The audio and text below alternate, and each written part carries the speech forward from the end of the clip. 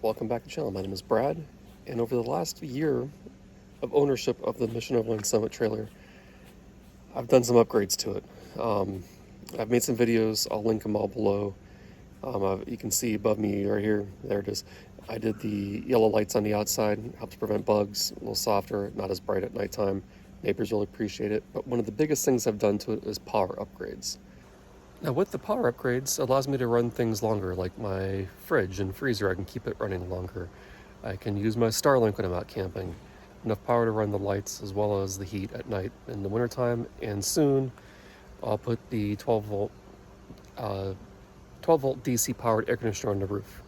Looking forward to that because it's summer, it's going on a long trip, and it's going to be anywhere from over 100 degrees to in the 30s. So I want to make sure I'll make sure I can be comfortable no matter what the temperature is over that trip.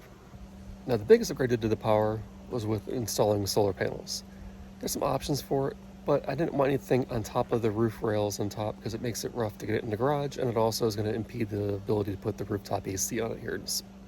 Now I installed 200 watts of flexible solar panels made by EcoFlow. Again, I'll put up links below. I'm not making money, they didn't pay me to say it. They've been working out well. I figured I'd at least give it a little review on it because it's been working out fantastic. Even though I'm not making any money on it, everything's been purchased with my money. 200 watts of solar going through an MPPT controller made by Victron.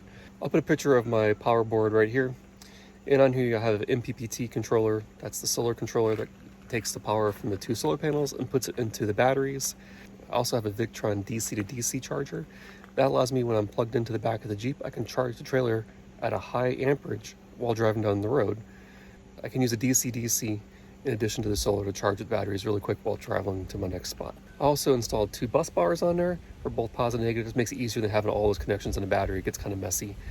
Finally, I have 200 amp hours of lithium iron phosphate batteries. And the big reason why I chose the Victron system over like Red Arc or anything else is it's very modular. I don't have to buy everything at once, and I didn't have everything at once. I had the solar controller and nothing else. And later on I installed the DC breaker so I can disconnect the solar panels from the charge controller if I need to do any maintenance on it, keep it safe. And then I added the DC-DC charger when I realized just charging off the 7-pin wasn't going to cut it.